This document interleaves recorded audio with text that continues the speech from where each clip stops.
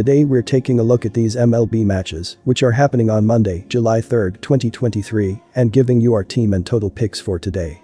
Welcome back to High Stakes. Before we dive into our video, don't forget to subscribe and to push the notification bell so you don't miss any of our videos.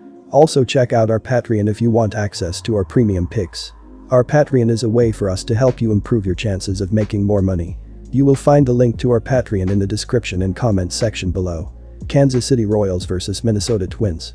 The Royals hung on for 6-4 win over the Los Angeles Dodgers on Saturday to earn their second victory in their last 3 games. Kansas City plated 5 runs in the bottom of the first inning against Julio Urias, 5-5, who was returning from a stint on the Illinois. Shortstop Bobby Witt Jr. and third baseman Michael Garcia each had 2 hits and scored a run, and center fielder Drew Waters drove in a pair on the day. They followed that up with a second straight win on Sunday, 9-1 over the Dodgers. Despite Saturday's upset victory over the Dodgers, Kansas City remains in last place in the AL Central standings, 17.5 games out of first place. It's been tough sledding for the Royals offensively this season. Kansas City is averaging just 3.7 runs per game and batting .231 as a team. The Royals' .295 on-base percentage is the worst in baseball. Statistically speaking, their biggest threat comes on the base paths, where they rank 6th in the MLB in stolen bases. Witt Jr. leads the way with 23 steals, and he is also the team leader with 44 runs scored and 40 RBI. Waters has been a bright spot in the batting order recently, batting .302 with 2 home runs, 6 RBI, 6 runs scored and 3 steals over the past 2 weeks. On the mound, the Royals haven't fared much better this season. They have a team ERA of 5.26, which ranks 28, and are allowing opponents to hit .263 against them. Kansas City will send Austin Cox to the mound on Monday. Cox is 0-1 with a 2.25 ERA and a 0.88 WHIP in 16 innings this season. The 26-year-old rookie will be making his second start and 8th appearance overall. The Twins have climbed back to .500 with 2 consecutive wins over the Orioles and Baltimore. Minnesota's pitching has been dominant, allowing just 1 run in those 2 games. 1 run was enough to win on Saturday, as left fielder Joey Gallo's 4th-inning solo home run turned out to be the difference in a 1-0 decision. Starting pitcher Bailey Ober, 5-4, went 7 innings, allowing just 2 hits and striking out 8 to earn the victory. On Sunday, the Twins came up just short in a 2-1 loss to the Orioles. Joe Ryan had a great start to the 2023 season, but he struggled in June. However, he has been solid at home this year, with a 5-2 record and a 2.70 ERA. The Royals are a poor offensive team, and Ryan has been particularly dominant against them, going 5-0 with a 1.20 ERA in 5 career starts. The Royals hitters are a combined 8 for 63.127 against Ryan. The Twins are playing well right now, and they are looking to extend their lead in the AL Central standings. I think they will beat the Royals, so I am betting on the Twins with the money line. All things considered, I like the under in this matchup. Joe Ryan has completely shut down the Royals in his career, and there's no reason to believe that won't happen again on Monday. Kansas City is statistically one of the worst offenses in the MLB, and they've been held to just 1 run in 3 of their last 6 games. On the other side, the Twins are going to be without Royce Lewis, who has been hitting for a higher average than anyone else on the team. They're also tinkering with their lineup, trying to find ways to get production out of Carlos Correa, who needs to step up to help Minnesota's offense. The under has hit in 4 out of the last 5 games for the Twins, as they've been held to 2 runs or fewer 4 times during that span. I'm siding with the under. Seattle Mariners vs San Francisco Giants. The Mariners snapped a 3-game losing streak by defeating the Tampa Bay Rays, 57-29 Sioux, first in AL East, at home Saturday evening. Seattle outfielder Jarred Kelenic's RBI single broke a 2-2 tie in the 6th inning, and the Mariners never looked back. Outfielder Teoscar Hernandez had 2 hits, scored once, and drove in 2, and shortstop J.P. Crawford had 3 hits, including a home run, scored twice, and also drove in 2 from the leadoff spot for Seattle in the win. Starter George Kirby picked up his 7th win of the season by going 7 innings and allowing 2 earned runs on 2 hits and striking out 7 batters. Reliever Paul Sewell picked up his 15th save of the season by pitching 1.2 innings of scoreless ball. San Francisco has lost 3 of their last 4 games, including a 4-1 defeat at the hands of the New York Mets, 37-46, 4th in NL East, on the road Saturday afternoon. Giants starter Anthony DeSclafani lasted only 3 innings and allowed 3 earned runs on 3 solo home runs by the Mets, all in the 3rd inning. Third baseman J.D. Davis had 2 hits and scored a run for San Francisco in the loss. Mets starter Justin Verlander pitched 7 scoreless innings and struck out 6 Giants batters. In a bright spot for San Francisco, their relief corps pitched 5 innings and allowed only 1 run while striking out 3 batters. Logan Webb has been a dominant pitcher at Oracle Park this season, posting a 3.3 record with a 2.31 ERA and a 1.03 WHIP in 7 starts. He has also shown great control at home, walking an average of only 1.74 batters over 9 innings. In contrast, Seattle's pitching staff allows almost a full run more per 9 innings on the road than they do at home. Brian Wu has not been as effective on the road this season, posting a 6.00 ERA and a 1.50 WHIP in 3 starts. The Mariners have also struggled on the road overall, losing 16 games in 38 tries.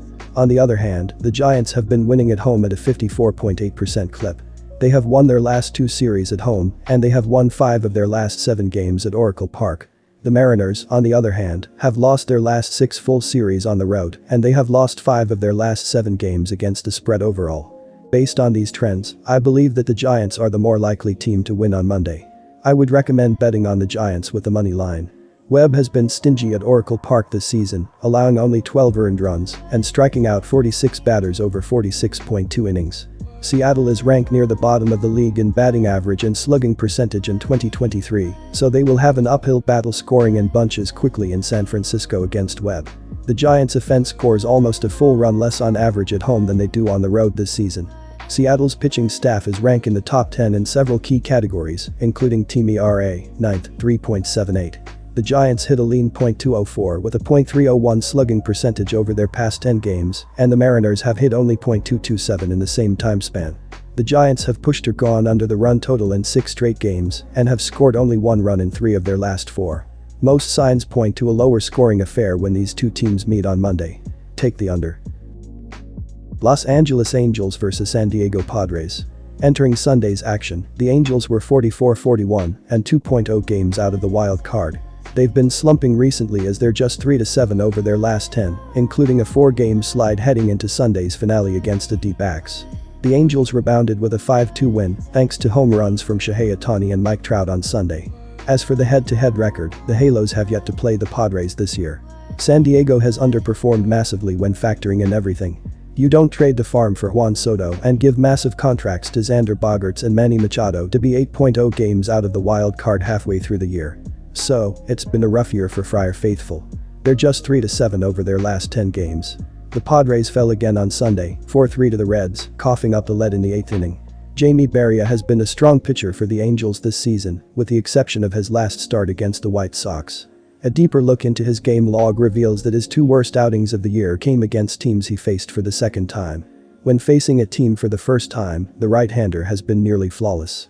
This makes Barria a perfect matchup against the Padres' high-priced defense.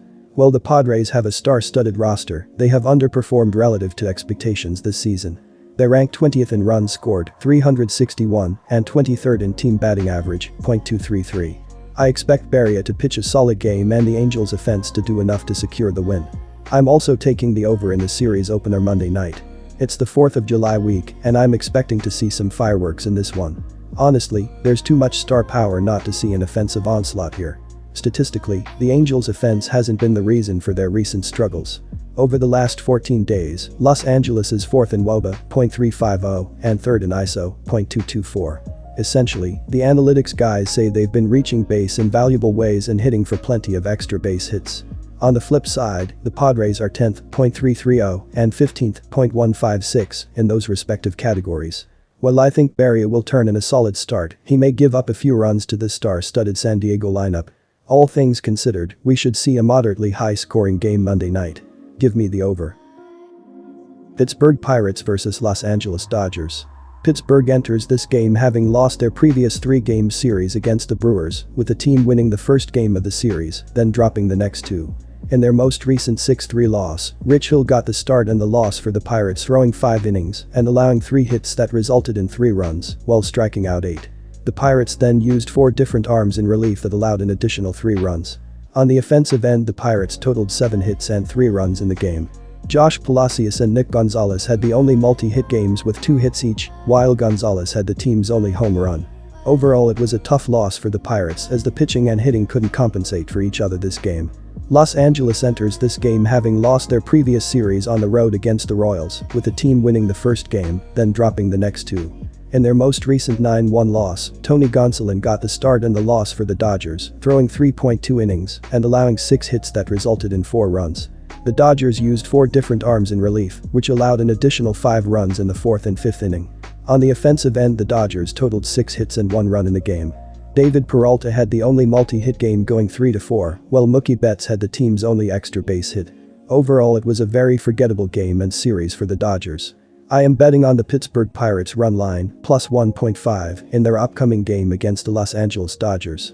The Pirates have their all-star pitcher, Mitch Keller, starting for them, and he should be able to pitch a good game against a Dodgers lineup that has struggled offensively lately. The Dodgers have not yet announced who will be their starting pitcher, but it is likely to be a reliever or a starter who is not in their regular rotation. In that case, the Pirates should be able to take advantage of the Dodgers pitching and take an early lead in the game. I am confident that the Pirates will win the game by at least 2 runs, so I am betting on their run line. Taking the under in this game for a couple of reasons.